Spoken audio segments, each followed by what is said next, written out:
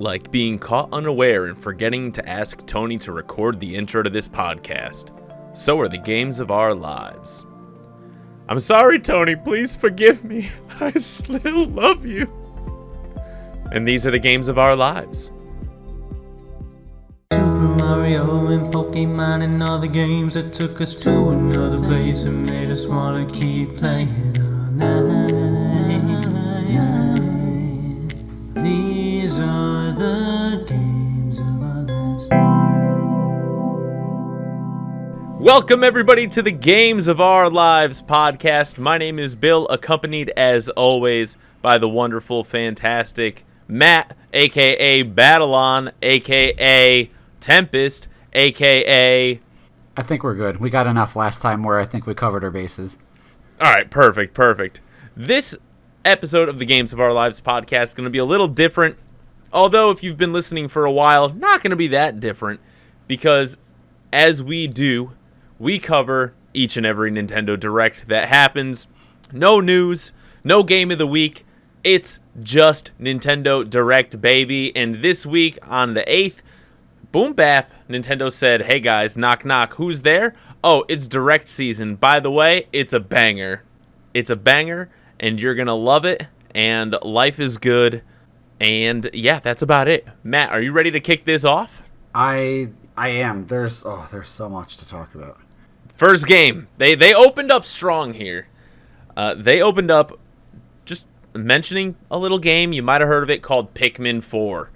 The game that never was now is, and they showed a lot of gameplay, and they introduced Ice Pikmin, and I got a little bit of commentary from my sister, being the Pikmin aficionado, and she said that every single thing that they showed was absolutely amazing, with the sole exception of the design of the captains. But she said, and this is from like a hardcore Pikmin enthusiast who used to speedrun Pikmin. She was like, that's the only thing. Everything else looks absolutely amazing. I mean, like, the captains look fine. I wonder if at some point maybe you're even able to like design your own captain, so that's why they look a little basic. But I don't know. That would be cool. But not only is there a new Ice Pikmin, there's also a big ol' puppy, big ol' dog Pikmin. It sort of kind of resembles some of the enemies, only in dog form. It looks like the Gruff Dogs, only it's a Grub Dogs? I've never played a Pikmin game. It's one of those. I'm sure somebody will correct me down below. I think he's got some Poochie energy. Oh, yeah. Well, I mean, they were called, like, regardless of whether it was Grub or Gruff, dog. So it definitely has the dog part down. And Pikmin 4 is going to be coming in July of this year, so it's right around the corner, really. Oh, man. They showed off the whole, like, night mode, where they have like, the red glowing eyes and they stomp off. Because historically, once it hits nighttime, you're done. You either lose all your Pikmin and get wrecked, or alternatively, you get everybody back in time, and that ends the day, and you watch as they, like, storm around at night, and you fly off. It looks like in this game you get to hang out during that sequence. I have never played through a Pikmin game, and this might be the first time I try. Yeah, the game looks really fun. I'm excited to see more information about the game, because, I don't know if this is going to be kind of like mission-based, like I think games in the past have been, or if this is going to be a little more of an open backyard experience, which I didn't realize. Like, this one looks like it just straight up takes place in somebody's backyard. I feel like in the past there's almost like could this be a post-apocalyptic situation? Oh, if you actually play through the games, like, so I played the battle mode with my brother and sister. I never played through the story mode, but I've watched my sister play story mode because she's really good at it, even though I'm not. Sure. And the items that you collect are basically, it's sort of like a Bug Fables sort of, oh, look, things from their backyard, like a battery or bottle caps or whatever. It's on brand. Okay. That it would be like some random backyard. Like, they're launching off to planets, but those planets are basically like a toy box or sandbox scale. You know what I mean? Sure. Yeah. Hence, all the enemies are basically bugs. So, good start. Great start. And you know what? Next up, after they did a little Pikmin action, they said, "Hey, remember that sweet game that came out last year, little Xenoblade Chronicles 3? Well, here's some news on the next 2 volumes of DLC for Xenoblade Chronicles 3. One of which looks like it's going to be tying in some info from the first 2 games." Yeah, that seemed interesting. I didn't fully understand because I haven't played the games. I know a little bit about the characters, mostly because I felt like I needed to for Smash purposes. When I saw Shulk, I was like, oh, let's go. Yeah, let's that was go. a little surprising. Kind of caught me off guard. Yeah, Shulk and Rex were like, all right, let's go. It's our time. We got this. DLC, baby. So I don't know if they're thinking of making Xenoblade Chronicles 3 like the final game in the story, or if this is just going to be like a callback to the first 2 games sort of thing. But either way, super interesting. I've only played the first Xenoblade Chronicles myself, but I do plan on playing 2 and 3 eventually. Yeah, I think in the promotional picture that they showed for the expansion pass, you can see it looks like the blade that Rex has with like Pyra Mithra.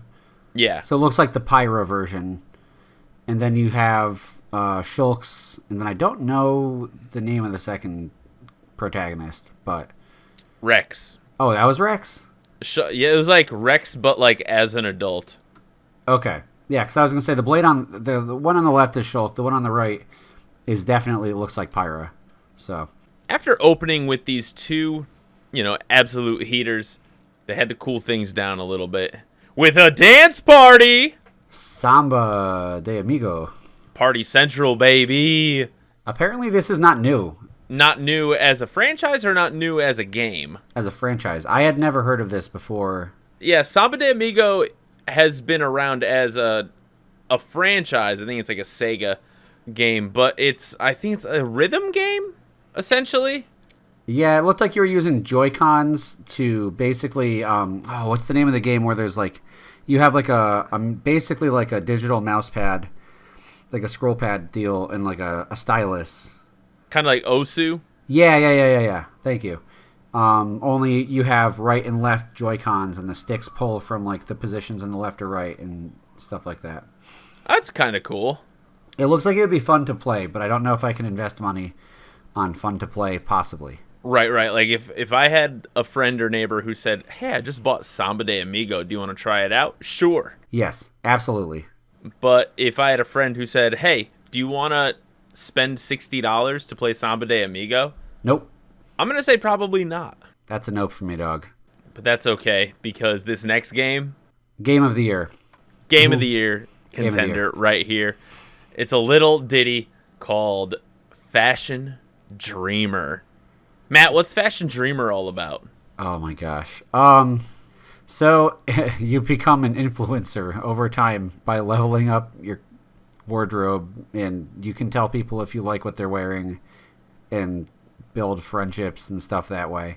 I want to meme on this game so badly, but Gianna got really excited when she saw this. So I'm gonna hold back a little bit. Now you, on the other hand, have no need to, so you can say whatever you want. Oh yeah, the game looks terrible. It looks bad, and everybody involved should feel bad. I'm just kidding. That's harsh. That's real harsh. I'm just not a person who is into fashion, so this game is just 100% not for me. Are you telling me that the guy who wears the Taco Bell onesie is not interested in Fashion Dreamer? I'm sorry, but are you trying to insinuate by saying that wearing a Taco Bell onesie isn't high fashion? No, I'm saying that since you are high fashion, I'm just amazed that you don't want to play this game. It's because there's only one outfit that's required for me. I don't need to come up with 74,000 different combinations of shoes, shirts, pants, and hats. All I need is a onesie, and we're good to go. Fair enough. This next game that was announced, I really, really want to try it. It looks really, really cool. It really does. I've never played the original game, and now I want to.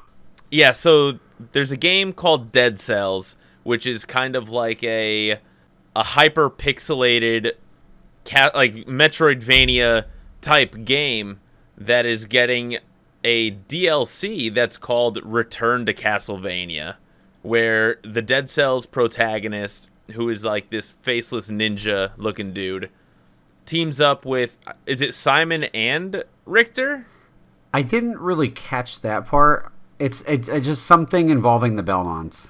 Right, you have the Belmonts, you're facing off against both Death and Dracula, and it looks so cool. The pixel art is so sick for this game, and the game just looks super cool. It just looks like a really fun Metroidvania 2D action platform adventure situation, and I mean, Dead Cells X Castlevania seems kind of like a W. Yeah, match made in heaven right there. The gameplay looked amazing. And it did not hurt that they chose arguably the best Castlevania song as the background music for that, because you're like watching them whip around. He was wielding like a scythe and stuff, and it's one of the sickest looking games that was released at this whole event, and wow, comes out in the beginning of March, which means I have like 74 other games to beat by March 6th. Alrighty. Dude, I looked at Tyler and I looked at Steph and I was like, there is actually more game than I can play just from today, probably through the year, and I know there's going to be something by the end of the year that gets announced. I hope that I don't miss out on this, because it just looks so fun. It looks so fast-paced, and it's a great callback to like Super Castlevania, or was that Castlevania 4? Just looks cool. I think it's kind of both. Yeah, a little bit of both. Because if you're doing anything with the Belmonts plural in any capacity, then you've got a little bit of everything going on there. Yeah, because that's more than one gen right there.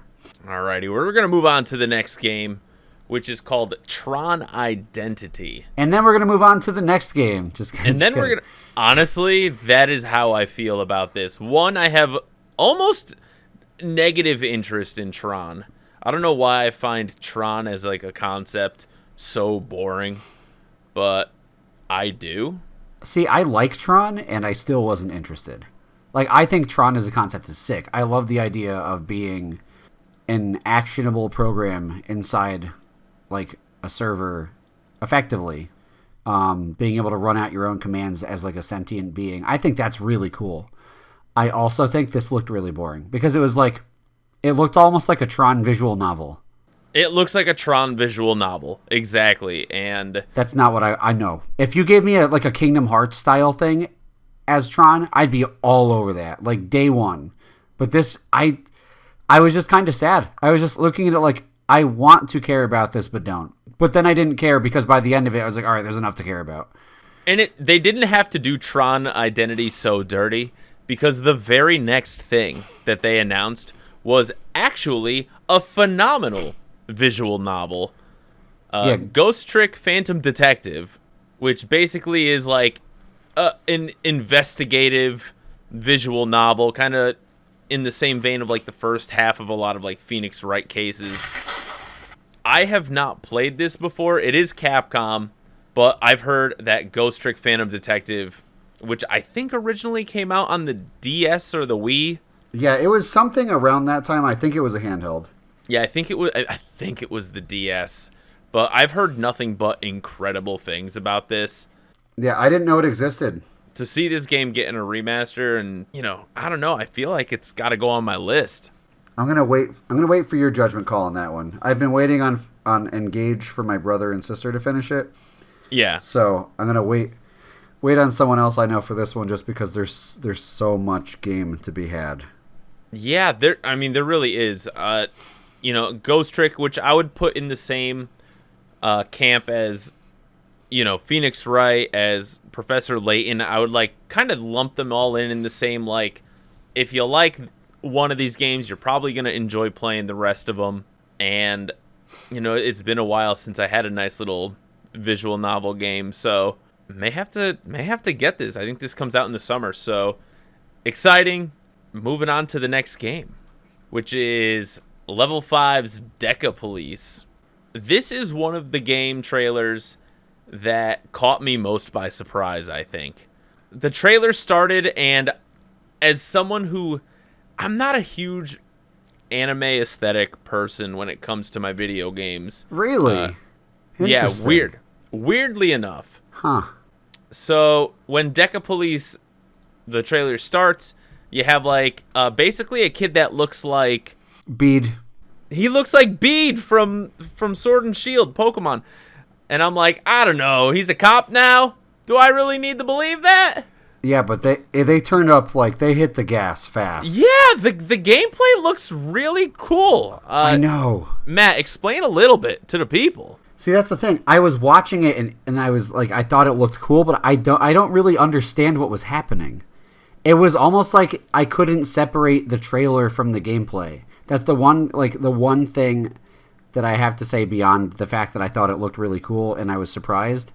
I couldn't tell which parts were trailer and which parts were gameplay. And that either means A, it looks really good, or B, I am oblivious. but yeah, no, I it's kind of... It made me feel like we were playing Persona. It gives me like Persona, but mix that with LA Noire, because like it looks like you're like solving crimes. Yeah, but the menus looked like something out of Persona. Right. Yeah. And I'm not sure what other games Level 5 Studios made. Oh, I don't know. If I had to guess, I think they did that, what's that like one like cop game that came out on the Switch. Holy cow. Hold on. All right. I am going to eat some words here because at first I was like, I don't really get this. They have made some really big deal games. Okay, they made Dark Cloud, like that old school JRPG kind of style game, like legit. Professor Layton, did not know that. Ni no Kuni. Oh, I love Ni no Kuni. All right. And Yokai Watch. Okay. Those are all like very notable games. I'm looking through the list of other games. They helped produce Dragon Quest VII, White Knight Chronicles. There's a lot of Professor Layton. Inazuma 11. I don't know what that is, but there's a lot of it here. Ni no Kuni. They've been doing this for a while. So they're combining Professor Layton and Ni no Kuni together. Yeah, basically. Yeah, actually, yeah, that really is what they're doing. Yep. With a different aesthetic. This will be one of those games that I keep my eye on. Probably not a day one for me, but... Yeah, this is on the list. It seems like interesting and unique enough to kind of just see where this goes, because I like it. I thought I was going to hate it when the trailer first started, but by the end of it, I was kind of won over. I was very, very intrigued by Deca Police. Yeah, likewise. It just was way better than I was expecting. I kind of had a similar feeling about this next one as well. Bayonetta Origins, Cereza and the Lost Demon. Genuinely didn't know what to think in the first, 30 seconds of the game, because it was, just very picture book, almost Paper Mario-esque. But it was more like a watercolor kind of deal. Yeah, so think like Paper Mario, but with, a little bit of, what's that wolf game? Amaterasu? That's the main character in that right, game, yeah. That's what you're talking about. That was, Okami. Okami, okay. That was going to drive me insane. I was talking to my sister about this a couple of months ago. I was like, I know the name of this game. So, the game looks interesting. It's kind of like a 3D puzzle platformer with some light combat elements where you control two characters. You control a big monster that attacks, and you control Cereza, who's this witch who can stun enemies and stuff like that. It's the backstory for Bayonetta, right? This is like a prologue. It's called Bayonetta Origins, so I'm gonna go out on a limb and say that's probably what it is. Yeah, is Cereza Bayonetta? I have no clue. Because I know there's multiple characters. I don't know. I haven't played any of the Bayonetta games. Yeah. Yep, Bayonetta's name is Cereza. Okay. Well, there we go. There you go.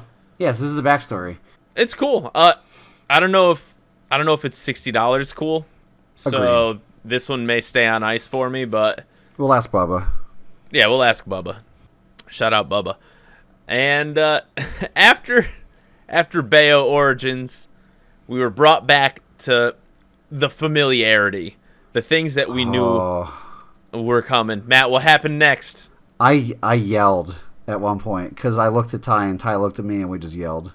I bet you guys popped off right here. What game happened next? So they were announcing the expansion pass for Splatoon 3, and when I heard the opening Splatoon, OG Splatoon song, I got a chill down my spine and freaked out because I played that so much. Right. And you're getting Inkopolis as an alternate to your hub world. Right. And it's got the great Zapfish and you have it's your hub world. It replaces the hub world, so you have it's a visual thing. It's not like a gameplay thing. But right. It was oh my gosh, it was so cool. But it's cool that you get to spend time in Inkopolis instead of whatever I don't know what the current city's name is. I'm blanking on the name of it. But functionally it's the same. They're calling it its own wave of content, but I don't think that's really fair. No, it's not really content. The content is the second part, honestly. Side order. Yes, I think the wave 2, this side order, that's what I'm waiting for. Incredible. Just the visuals are insane. It looks like you're underwater, which is really cool. And Splatsville. Okay. That's the name. Inkopolis, Splatsville, and what's the second one? What? Wait, wasn't Splatoon 2 still Inkopolis? It was just you had different DJs. It was still Inkopolis, wasn't it? I think it might have still been Inkopolis. If that's the case, I legitimately can't remember what it was for 2. I thought it was still Inkopolis, but I could be wrong. But they played the music from Splatoon 1, and that sent me. I was full sends, popping off in my living room. It was absolutely buck wild. They didn't have to do it like that. Literally, I looked up because Rachel and I watched it together.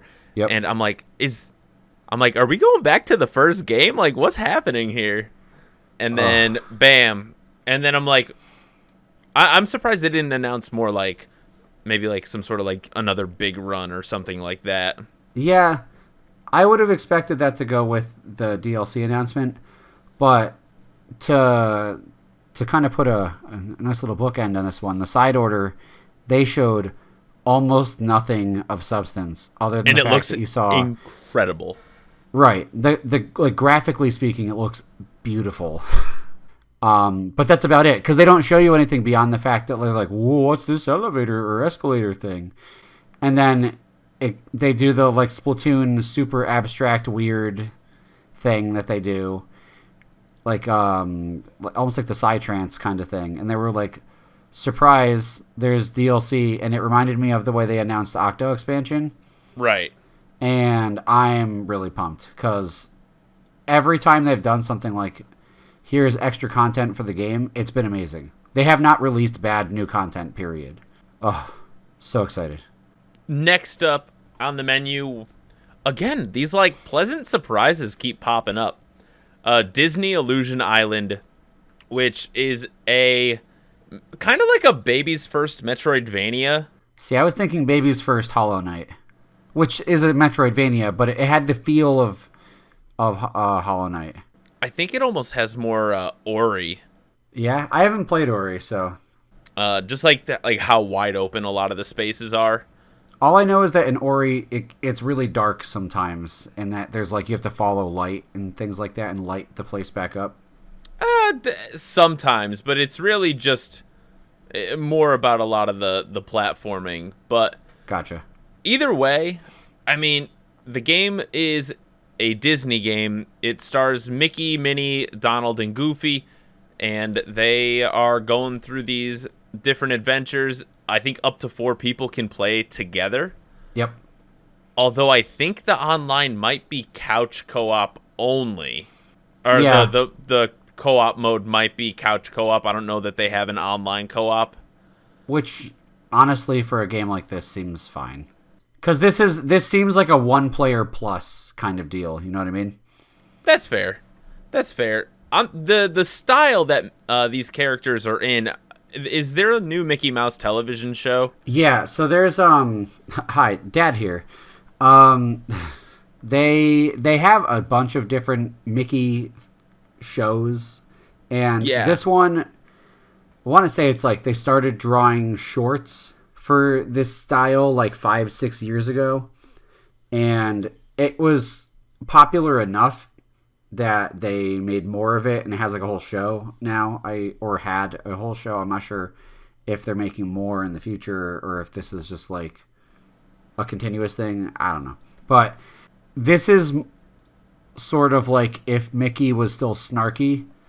This is like the mischievous stuff. Like there's some really meme-tacular things that happen in this show. Like there's a short that they have where they're having like a food truck competition kind of deal, and they're sabotaging each other, and it's like super mischievous, like devious.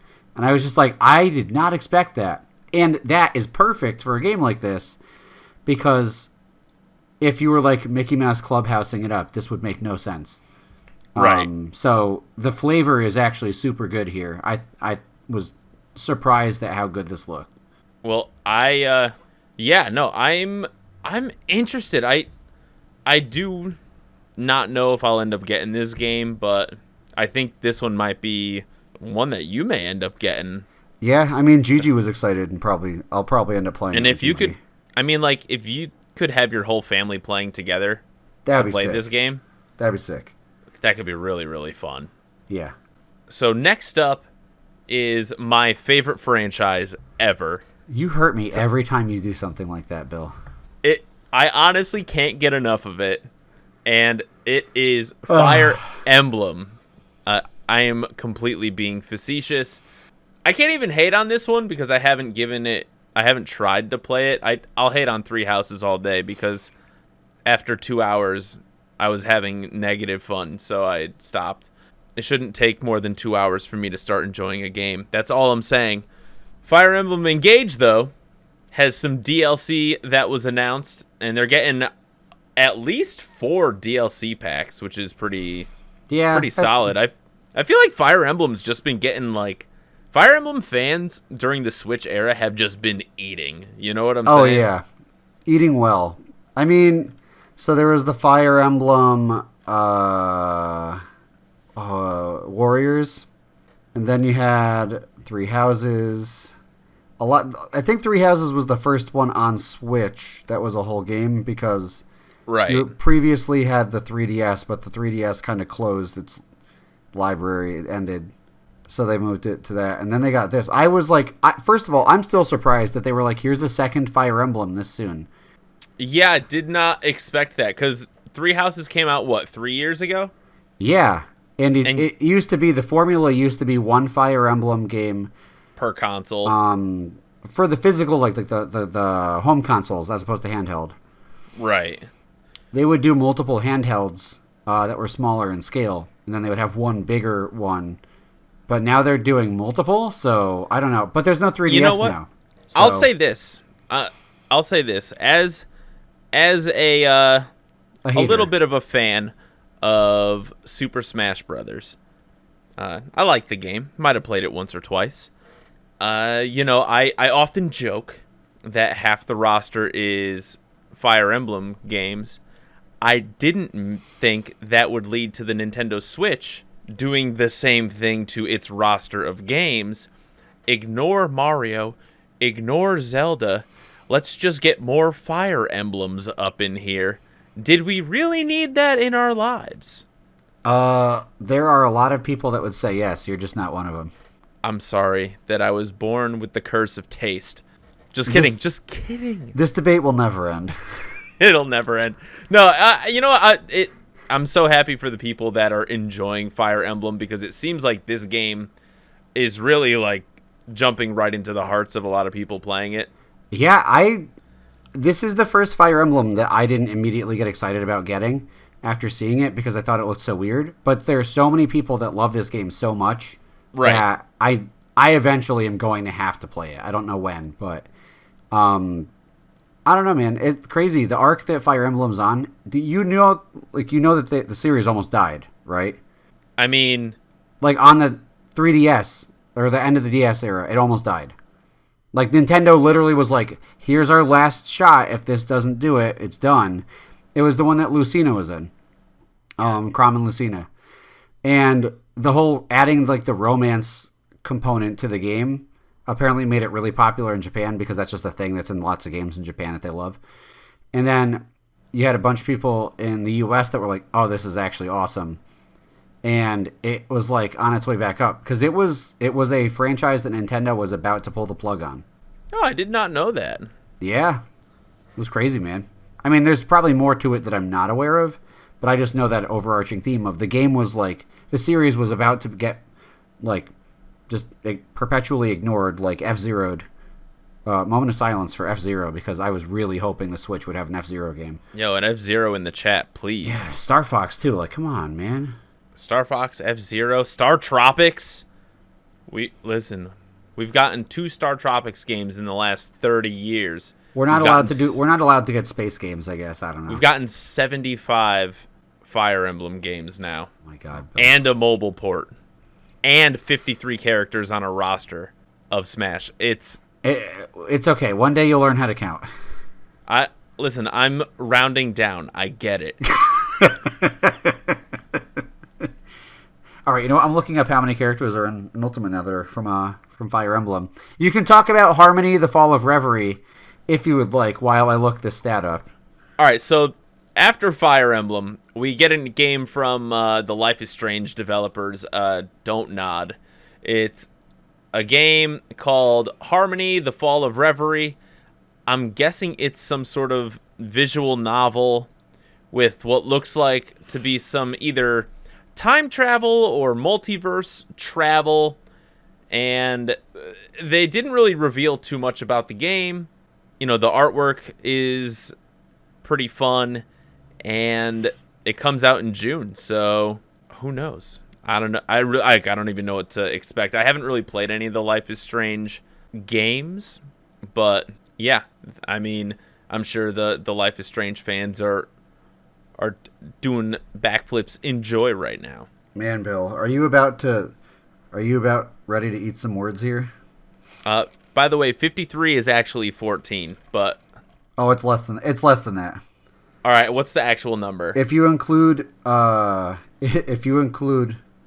alts, it looks like 8 or 9, depending on your counting method.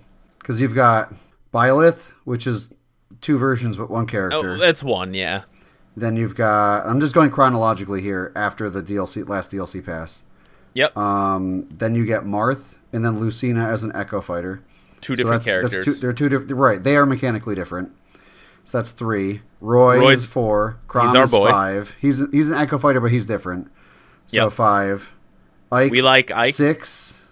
And then you get Robin and Corrin, and that's all of them. But wow. But if you do the math, why does it feel like 100 though? Because it was you got new ones in like every game, which not every series gets. And if you do the math out, there are 82 characters. That's 10% of the roster. Well, there's actually more than 82 because they count the Echoes as the same number. So like Samus and Dark Samus are the same. All right, it's about 10%. For example, Peach and Daisy are the same. Marth and Lucina are the same. Roy and Chrom are the same. So it's really, like, if you count different characters, you really add like 2 or 3 more. I want to say there's 85 actual different characters. Right, that's almost 1 in 10. So I get it. That is a lot considering how many franchises are in there. But they use new characters in every generation, whereas other games often don't. Like Mario is in all the Mario games. There's no character named Fire Emblem. Could have fooled me. I just assumed Fire Emblem was the main character in the whole franchise, and he kept going around burning things with his little amulet of fire. All right. Anyways, on to the next news. Which is the best news. We've got Octopath Traveler 2, baby! Coming out in just a couple of weeks now. 2 weeks from today, actually. But you can play the demo. You can play the demo right now on the Nintendo Switch for free. And if I'm not mistaken, you can transfer your demo data over to your save file. Correct. I have not played the demo yet. It was a launch day availability demo. I'm not even sure if you get to choose any of the 8 characters. I don't know. Nor do I most likely care, because I know I'm going to like this game. Right. I don't even think I'm going to play the demo. I think I'm just going to wait 2 weeks and then start playing it at launch, because I don't think there's a demo on PlayStation, and that's where I'm going to play the game. Yeah, I'm so pumped. I do like that one of the travelers, it looks like it takes place a little bit more in the future than where the last one did. Yeah, not by a whole lot, but by like enough where like you have a guy who's wearing a fedora. Yeah, like a little messy kind of character. So maybe like a 1910s like turn of the century. It feels like noir kind of thing. Right. Like fantasy noir. What's the time period? Like Art Deco. What was that called? There's a name for that time period. The Golden Age. It was the name given to the New Capenna Magic set. I mean, Art Deco is like the name of the movement of that style of shenanigans. Like the 1920s, you had like the flappers, and it was like people were doing prohibition and wearing trench coats and had Tommy guns, going like, "I'm part of the bad boy gang. We're gonna rob this bank." See, I assume. I can't stop looking at this guy with his ridiculous smile. And that guy. Think anything different. Captain Fedora. But keeping it in like Square Enix, we have like a weird little tribal cat child right next to him. So I don't know what to expect. I love the fact that like Octopath became Bravely Default, and then Bravely Default was like, we're still here. And then Octopath was like, we're also still here. But Octopath is bigger, in my heart. I don't know. I liked both of the games. Like I played Bravely Default, didn't play the sequel, but yeah, I'm jumping into Octopath Traveler 2 day one. It's gonna be Head so first. good. Yeah, and there's a lot of games where I'm like, I debate like, should I stream it or is this one just for me? Octopath Traveler is just for me. Oh yeah, I want to find everything in that game, and that will take a while. Absolutely.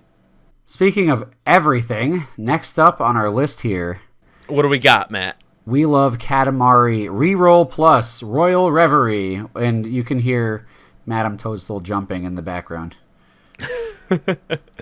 Listen, it's a Katamari remake, re-roll, if you will. And for those who are unfamiliar with Katamari, Katamari is this adorable hyper-Japanese game where that is a good description. Where you play as a weird little pill man who has a little ball that he can roll around, and it's so sticky that it picks up other items. And when you run out of time or collect enough items, that little ball that you rolled gets yeeted into the ether, explodes, and creates a sun. Or a star, whatever you want to call it. Yep. And the music is like just hyper J-pop, fun. And the game doesn't make a ton of sense, but it doesn't have to, because you're just rolling around, baby. Yeah. I've never played them more than like just trying it at someone else's house, but it was fun. That's really all you need. It really is. And God, they're just so silly and fun. Matt, time for the most important video game of the entire Nintendo Direct in my heart. I backed this game on Kickstarter. Same. I think you did too, right? I sure did. Yeah. I sure did. Sea this of is Stars. A game that it's been 3 years in the making at least? I was still living in California when I backed this. Yeah, so it's got to be. So Sea of Stars. What is Sea of Stars, Matt? So the creators of The Messenger decided they wanted to make a JRPG, but they wanted to make it more interactive than a traditional JRPG. So they basically were like, what if we made a modern Mario RPG style game where you have action commands, and we just took that formula and added in a ton of the like newer game design things that exist now that did not then, like crafting systems and all this other stuff. And you control, I don't want to say day and night, but you control the time of day, I guess. You are the there's a name that they give them for the like night and day, like the characters. I'm blanking on the names for the characters right now. What the type of character they are is, but super sick looking JRPG. The music's amazing. They got the guy who worked on Secret of Mana to contribute to the soundtrack, which is, if you don't know what that soundtrack is like, you better go listen to it now, because Into the Thick of It is one of the best songs ever put into an RPG ever, period. Man, this game it's almost like, it's like if you combined Chrono Trigger with Mario and Luigi's combat. Yep. It's got some of the most beautiful pixel art. It's got some of the most wonderful music. And the game launches in August. Oh, it looks so good. It looks so good. Sea of Stars, folks. There is a Switch demo available now. And go play it. Go play the dang thing. Go play the dang thing. Next up, we've got a nifty little free-to-play game coming out on the Switch. It comes out in air April. hockey or something. It was like it felt like soccer hockey.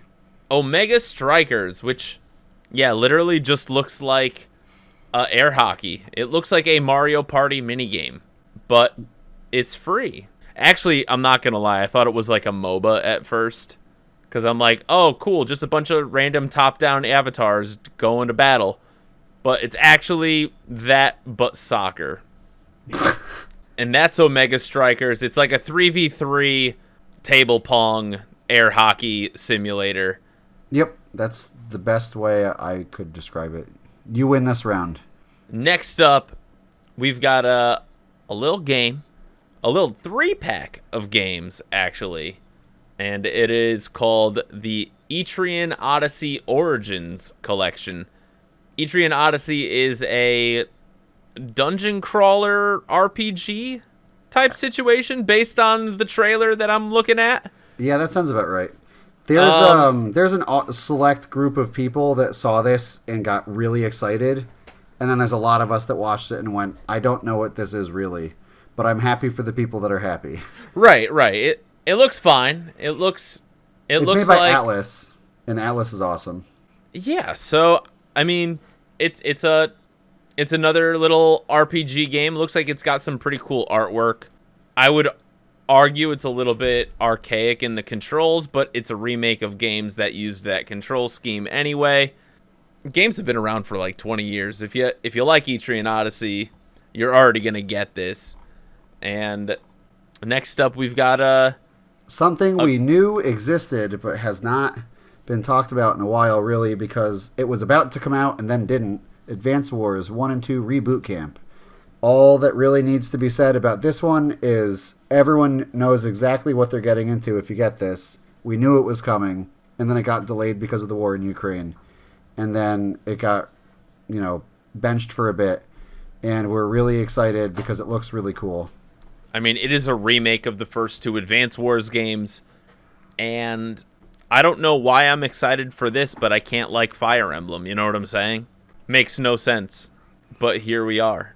I actually loved Advance Wars growing up, but I played a lot of like custom battles. Yeah, don't play online. The DS era was the worst thing to play online ever. Oh, I never did play online. You're better off. You're better off. I got yelled at by like an 11-year-old. He told me I was bad, and then I was murking the kid. And I was like, what is going on right now? Why does the DS have this functionality? The microphone was awful. And then suddenly, out of nowhere, in the background, he dropped a bunch of stuff in my base. Because I had never played online before, so I didn't know what the meta was. Right. And I, destroyed most of his stuff. And then he just dropped the thing into my base. Yeah. And started destroying my stuff. And I built a couple things. And then he disconnected. And I was like, this was the worst experience I've ever had playing a game online. Well, I got jebaited and then DC'd. Honestly, that's like peak 2010 online interaction. I'm not going to lie. Yep. Game's going to be awesome. It's exactly what you expect. On to the next one. April 21st, baby. Next up, we've got another remake. Big on the remakes this year. this year here. Yeah, we got Kirby's Return to Dreamland Deluxe with a demo out now, coming out on February 24th. It is a remake of the Wii title with a handful of new copy abilities, and it looks like there's a little epilogue they added where you get to play as one of the characters, not the titular pink puffball, but a little magic boy named Magalore. Excited to see what his backstory is, because it seems like the whole point is it's like explaining that. I couldn't tell if it was like a post or pre thing. I think they called it an epilogue. Yeah, epilogue would make sense because he like loses his powers, so he has to already have them. Right. So it's interesting. Actually, Thrillhouse and I are going to be over on his Twitch channel on the 26th, and we're going to be playing this in co-op together. Nice. So it should be a little blasty ball. I'm excited to play it, though. It looks really good. Yeah, no, it's a classic 2D side-scrolling Kirby game with tight controls, fun level design. Matt and I played the original one back in the day, and it was fun. Yeah, game's good. Now for one of the biggest surprises of the Direct. Something that a lot of people have kind of been pining for a while. And expecting, but waiting and waiting and waiting. And it was finally announced. And this is where I popped off the hardest. So they opened... I don't know if it's this or the next piece of news, but it's one of the two. Oh, no, for me it's this, for sure. So they announced 2 new consoles coming to the Nintendo Switch Online where you could play games. The first of which is the Nintendo Game Boy, the classic handheld game with a handful of launch titles, including Tetris, Mario Land 2, Link's Awakening, and Gargoyle's Quest. Is Wario Land an advanced game, or is that a Game Boy Color game? That's Game Boy Color. There's Wario Ware. Wario Ware is on Game Boy Advance. Ooh, I was playing that. And yes, they did announce Game Boy Advance for Switch Online as well, which has Mario Kart Super Circuit, Minish Cap, Wario Ware, a couple of other games. And most importantly... Yes, most importantly, Mario & Luigi Superstar Saga, which is available, and they also teased future titles, and one of the titles they teased was Golden Sun, one of the JRPGs of the world, and one of my favorite of all time. I just hope that if part 1's coming, then part 2 is going to be down the pipeline as well. That would be nice. Oh, I cannot wait. Have you played any of the Game Boy or Game Boy Advance games yet? I've been playing Wario Land 3, and I've probably gotten through like 4 or 5 levels. It's really fun. It's cool seeing where Wario's moves come from, and it makes me wonder why they decided to keep the bike from WarioWare and not do the... I now know where like the Project M Wario side B where he lowers his shoulder and just rams through stuff came from. Yeah. I like that way better. Did you not play any of the WarioWare games Wario Land games growing up? No, we never had them. We never had any of them. We didn't have a whole lot of money growing up to buy lots of different games. So we would get a couple of games here and there. Like on our birthday, we would usually get like a game. So that's how we built the collection. That just wasn't a game because we all wanted Pokemon and that's fair stuff. So, that's what we ended up getting. But yeah, it's really fun. I am most excited for Pokemon trading card game for the Game Boy. I saw that on the list and jumped out of my chair. Matt, Pokemon trading card game with online. Oh. Like we can deck build and battle each other. And I can play it on the go. I can play... Oh my god. It's going to be so good. Pokemon trading card game. Are you kidding me? Plus, the game is just so dang fun. Soundtrack's amazing. Soundtrack is S tier, baby. Plus, the return of Imakuni? Are you kidding me? The homie. The absolute king. All right. I've got one, like, there are 3 remaining pieces of, I would say, big news there are other pieces of news that exist but are not on the same scale, I would argue. Do you want to just run through the ones that we are not as give a hoot about, and then we can jump back in? Yeah, for the sake of time. Gotcha. There was Master Detector Archives Rain Code, which looks interesting, but not like a game that I would play.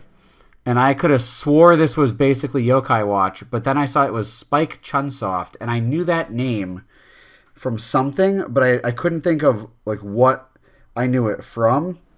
And it's is it the Danganronpa people? I'm pretty sure. That's what I thought it was. I'm just double checking to make sure I'm not wrong here. I know they make a lot of like anime-esque games.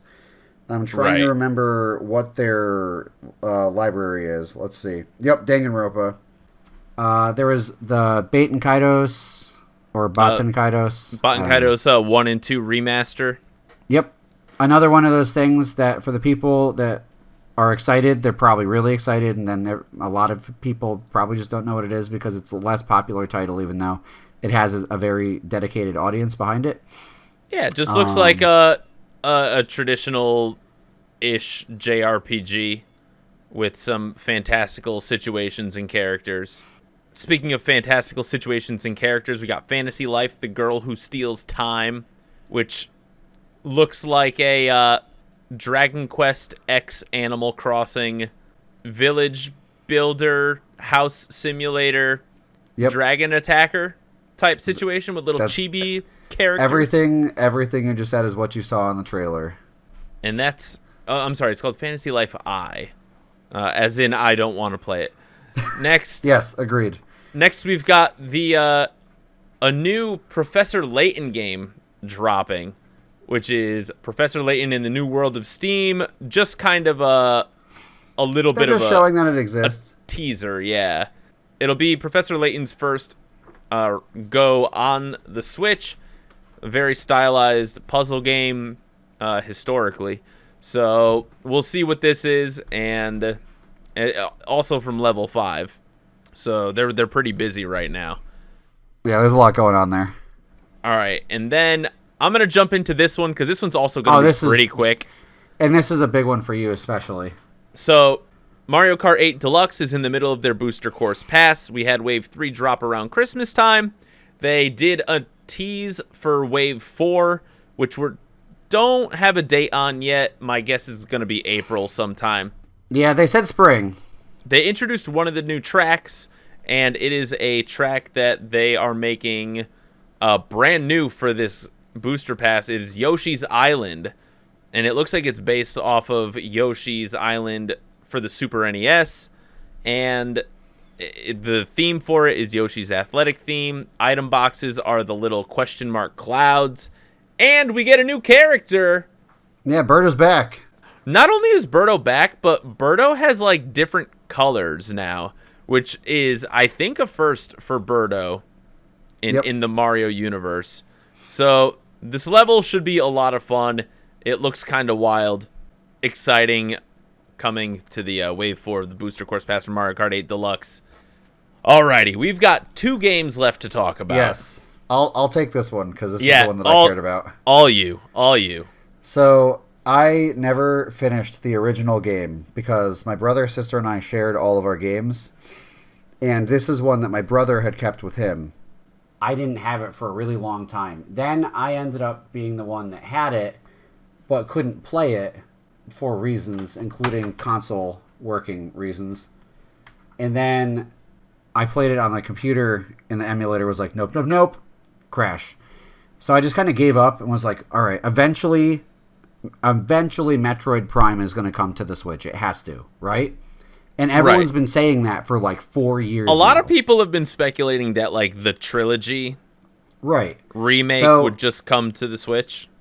I think this is better than doing that, though, because instead of it just being like, hey, we're porting it, they remastered it, but they added the new functionality from like the better controls, and Metroid Prime Remastered is amazing. I've already been playing it, and it is smooth. It looks beautiful. The graphics, I don't understand how you can get graphics like that and then Pokemon struggles the way it does. I mean, I just don't understand.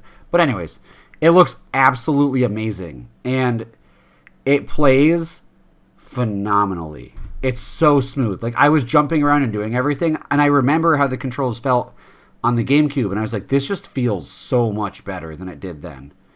The game is the same game, but it was $40. It was not the full $60, which is important.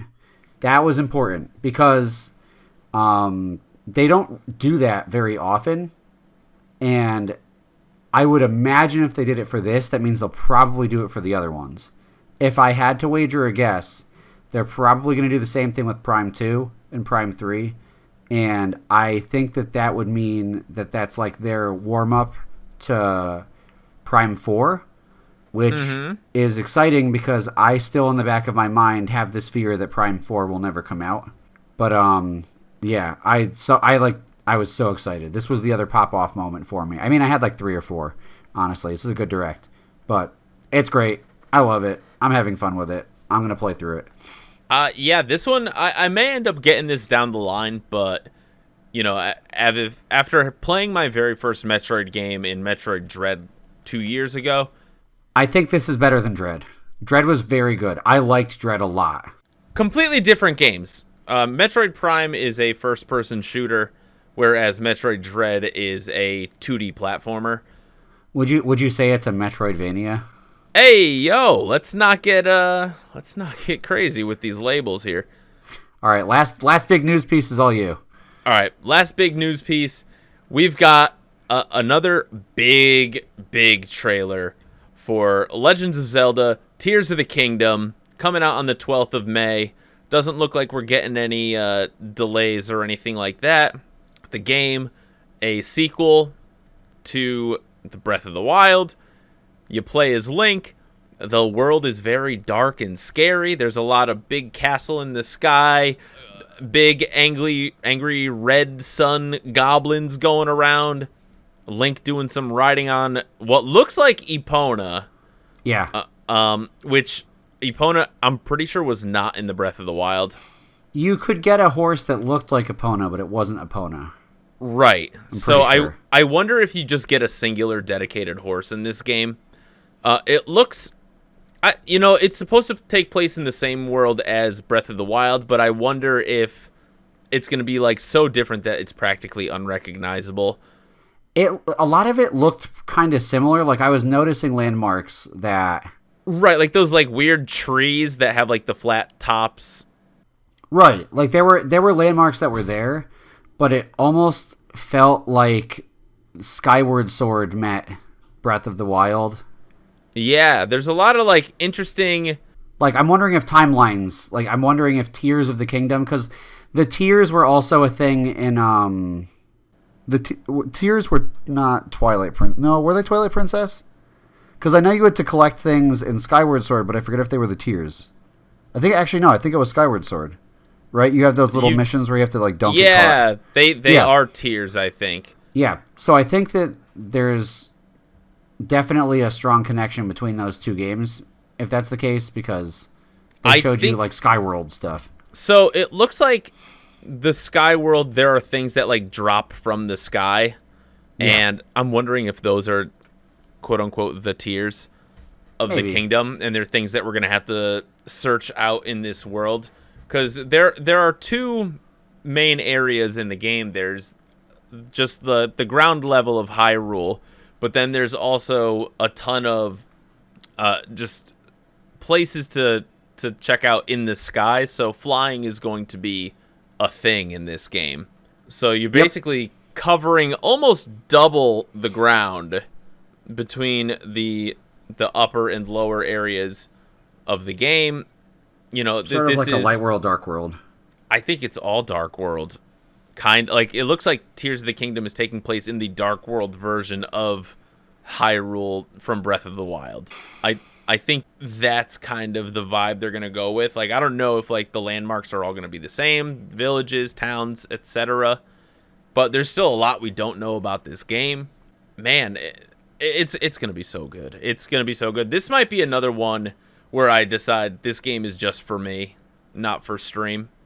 Yeah, I could see that being the case. It's Like I'll get lost in this game because I'm such a the way I play. I play so, I flip every rock, and I feel like I can't do that on stream.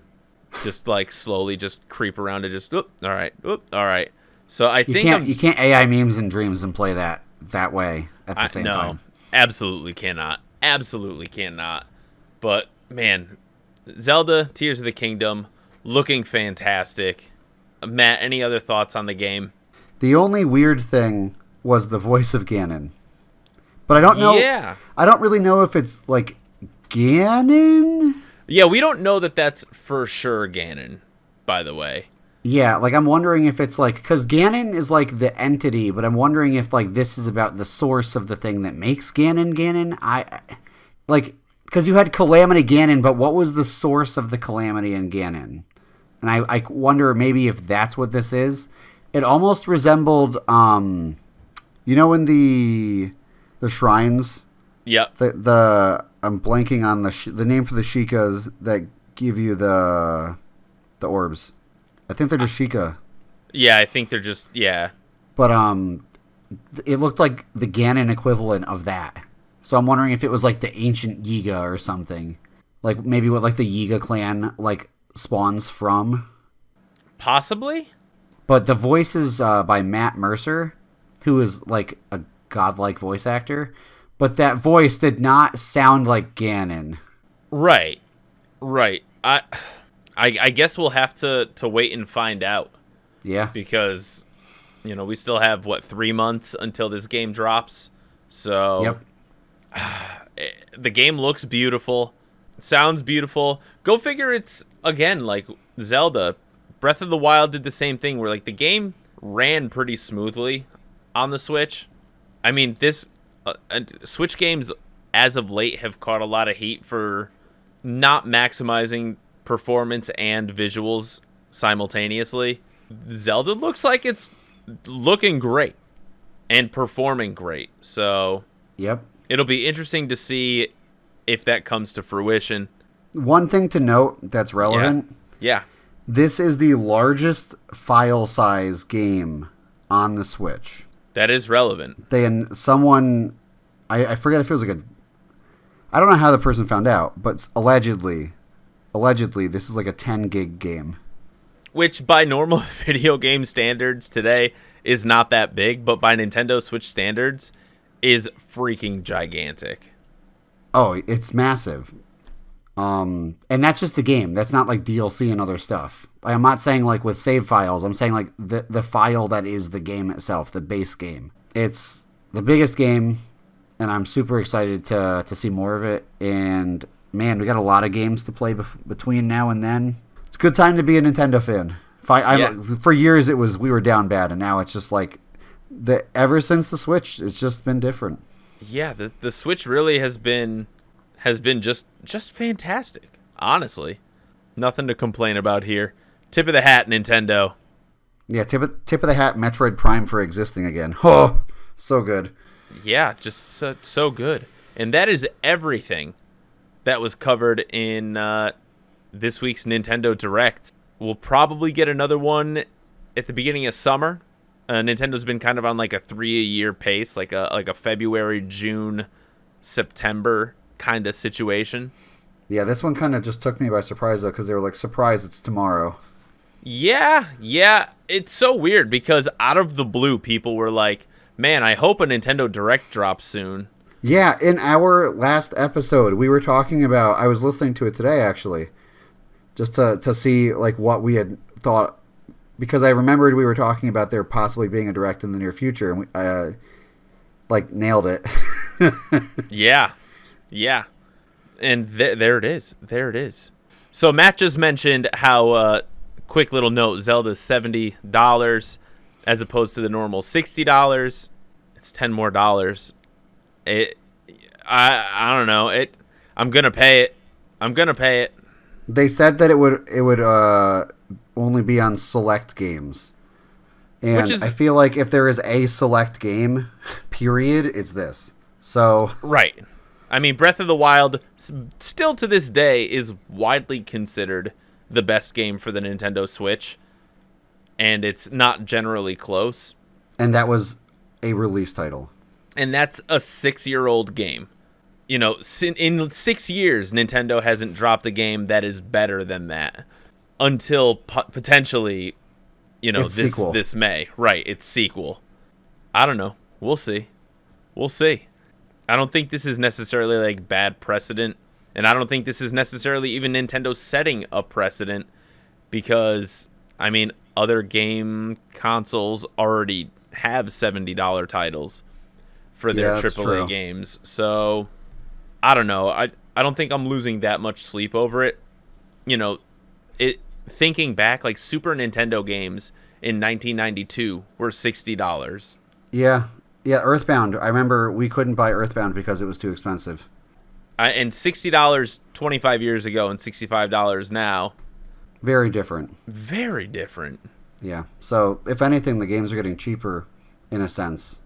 If you know, based on inflation thing. Yeah. But yeah, I think that's all I've got. Yeah, that's everything. I think we're going to call it an episode here. This was kind of an emergency pod situation.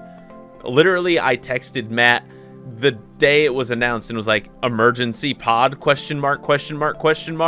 Yeah, we found a way to make it work, which I'm very happy about. But thank you all so much for listening. We had an absolute blast talking about Nintendo games for an hour and a half. I mean, how could we not? Matt, I want to thank you so much for being here. If y'all want to follow Matt, please go check him out at Battle-On over on YouTube and Twitter. You can follow me, myself, Bill the Fajita, at Bill the Fajita as well. And if you want to follow the show and interact with the show, you can follow us on Instagram. You can follow us on Twitter at Games of Our Pod and Games of Our Lives on YouTube as well. Thank you all so much for listening. Matt, take it away. Thanks for listening, everyone, and we'll see you next time.